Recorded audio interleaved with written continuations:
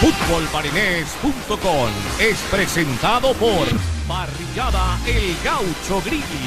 Pizza Gol.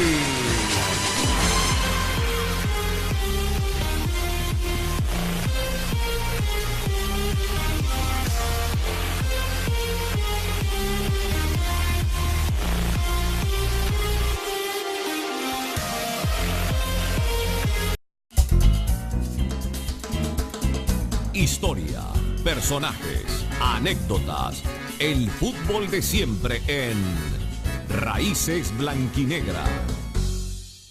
Bueno, mis inicios fueron en San Cristóbal, con una edad como de 5 o 6 años. No sé si recuerdas al negro Domingo, José Domingo Ortiz. Él tenía un equipo de fútbol llamado América, porque era muy aficionado al América de Cali, el equipo de los Diablos Rojos. Y entonces yo participaba con ellos y ahí estuvimos con William Méndez, Freddy Sánchez, Freddy Campos, muchos de San Cristóbal. Ahí fueron los inicios. A raíz de que mi viejo se trasladaron a Barinas, nos vinimos a Barinas y entonces empezó la pasión ya por el fútbol y visitas consecuentes a la Carolina, jugar en la federación, en la cancha que había de fútbol en la federación, donde hoy justamente está la Manga de Colegio. Y era una Barinas muy romántica, de fútbol amateur, ni soñábamos con el fútbol profesional, pero siempre éramos apasionados y seguíamos las transmisiones radiales, toda esa serie de cosas, sobre todo el fútbol colombiano, que era el que más estaba en boga en aquel momento. Luego pues vino los inicios del Zamora con la llegada de don Carlos Zunino, que fue un entrenador uruguayo que vino a Barinas, y entonces vino de San Cristóbal justamente, y entonces él se fue uno de los primeros que se dieron los inicios en aquel entonces de los partidos amistosos, de lo que fue primero Panteras Hípicas y luego pasó a ser los partidos amistosos del Zamora. Cuando eso yo era un estudiante del Liceo Leri y era creo que el único de los de Barinas que participaba en esos partidos. Pues vino el Valencia con Carlos Benítez, que en paz descanse, vino Estudiante de Mérida con Víctor Camparro, Rodolfo Carvajal, Sabelino Martínez, un uruguayo que fue defensa central, y el Galicia, una serie de partidos amistosos y entonces ya ahí empezaron los primeros pasos a nivel de partidos amistosos, pero profesional, pues. O sea, ¿Tú eras juvenil?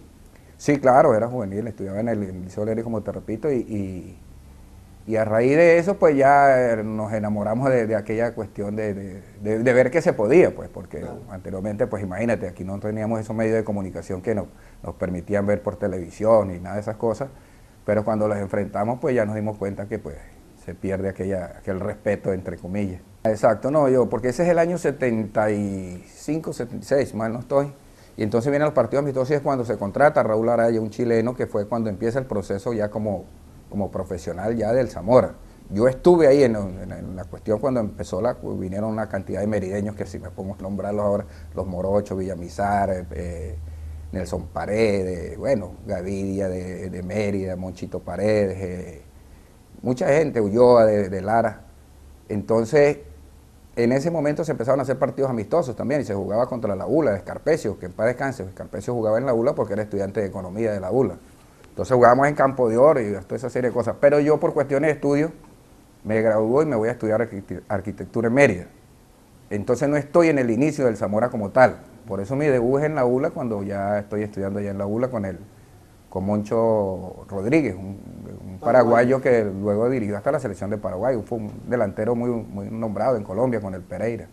Sí. Pero mi maestro, a la persona que yo le agradezco esos inicios es Antonio Acosta Castañeira, un portugués que toda la vida estuvo vinculado, todo en el Zamora después, muy poco.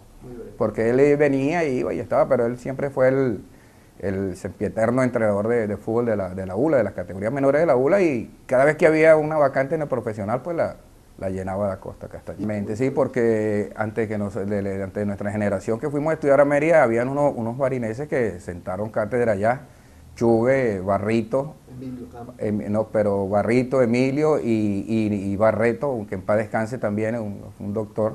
Ellos jugaron en la ULA amateur, que en aquel momento jugaba los juegos, los juvines, y fueron campeones, inclusive representaron al Estado Mérida. Entonces, eso que tú dices, pues el maestro Antonio da Costa pues quedó muy bien con todo. Los barineses que fueron dejaron bien parado el nombre de Barinas y eso nos abrió las puertas a los que vinimos después. Después de que yo salgo de la ULA, Yo estuve en el 80, en el 81 salgo y ahí llega Nanosuna, Orlando Osuna que ya también era campeón de Copa Venezuela. ya había jugado en el Zamora y se fue a estudiar también allá. Y entonces pues el maestro inmediatamente le abrió.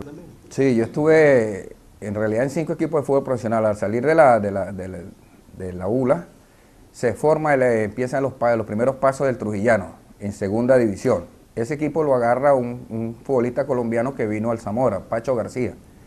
Entonces, mediocampista, un volante de contención. Yo jugué capitán de Millonarios, jugué en la Selección Colombia.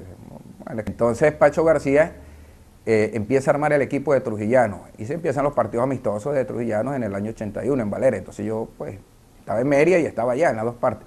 Cuando debuta Trujillano en segunda división, yo estoy ahí. Entonces ahí estábamos varios, estaba un peruano, Lucho, que estuvo por acá por Barinas, el Sopita, estaba muchos jugadores de Barinas, se fueron por la amistad que existía con Francisco Pacho García y la cuestión. Entonces yo alcancé a jugar algunos partidos ahí de la primera ronda ahí en Trujillano, pero como cosa rara en el fútbol, pues venían las deudas, las cosas y era mejor quedarse en Mérida. Luego de eso, entonces yo me voy a Barquisimeto a estudiar y ahí me graduó del Fermín Toro. Y entonces cuando me vengo a Barinas, pero ya no pienso nada más de fútbol, vuelvo y recalo en el Zamora y está Celino Mora, ese es el Zamora del 85. Ya había empezado el campeonato y yo estaba ahí y entonces me vinculé al Zamora y fue la primera etapa que en realidad sí estuve ahí con... Y ese fue un Zamora que llegó lejos. Zamora muy bueno, claro, sí, por supuesto. Con los paraguayos. Con los Pedro Fernández, estaba Yaburú, Itamar, mi compadre Johnny Castellano. ¿Estaba por ahí? Washington Laclau, claro, estaba... ¿Plinio y Meckler tuvieron? No, Plinio sí, pero Meckler no, Meckler ya se había ido. Estaba Alexander Álvarez, Rodrigo Come en la defensa, Eustorgio de portero, Andrés llega al final para un octogonal. Bueno, ahí estuve 2 años en el Zamora. Luego se presenta un episodio triste ahí del fútbol cuando se clasificaba al hexagonal final, si mal no estoy, de fin de año. Se cree que hubo un arreglo, una vendetta ahí en Barquisimeto y entonces a raíz de esos 5 jugadores del Zamora nos fuimos para Carigua. Richard Nada, el uruguayo, Marco Antonio Ramos, un brasilero, Julio Quintero, Johnny Castellano, mi compadre, y yo. Y entonces nos unimos allá a unos que jugaban más que nosotros, que Marco Antonio Ramos. estaba ¿cómo se llama? Un brasilero de Afrito que jugaba muy bien, venía de Botafogo. Bueno, se unió Yaburú también, se unió el Kimba Brito, Pedro Barco.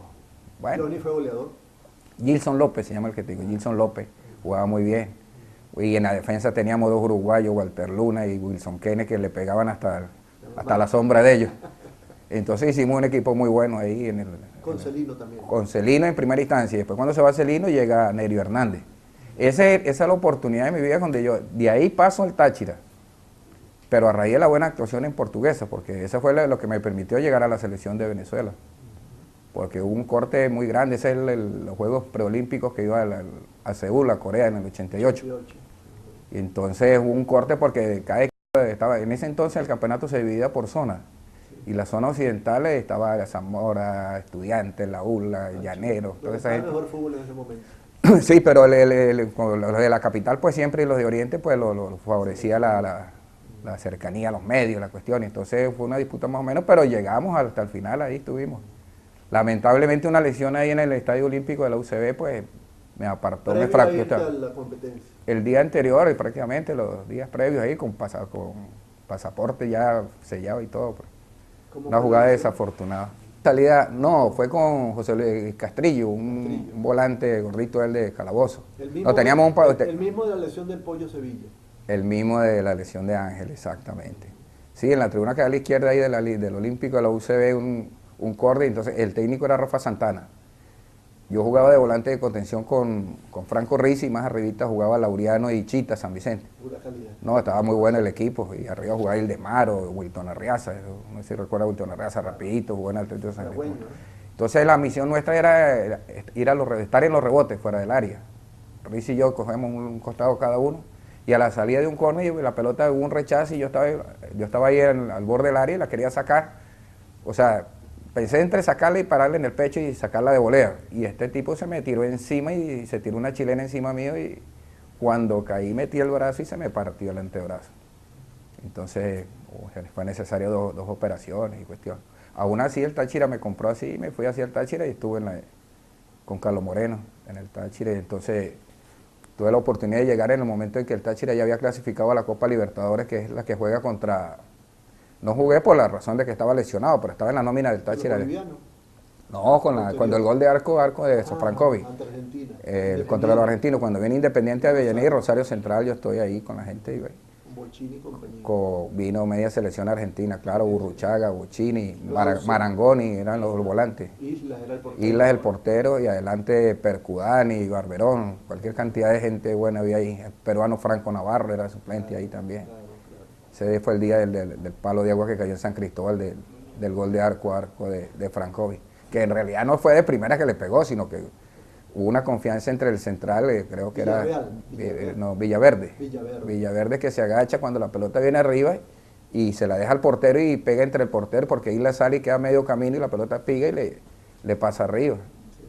Pero fue un partidazo, una de las victorias épicas del fútbol venezolano, porque en aquel entonces estábamos sí en desigualdad de condiciones. Aparte del Negro Miguel, que había llegado al Táchira, en realidad llegamos 5 como refuerzos al Táchira para la Libertadores, los que pidió Moreno. El Diablo Samuel de Minero, Pedrito Feble de Italia, creo que jugaba en ese momento, Franco Rizzi, que llegó de Marítimo, yo de Portuguesa, y el Negro Miguel, que llegó de Colombia, del Bucaramanga. Y de ser goleador.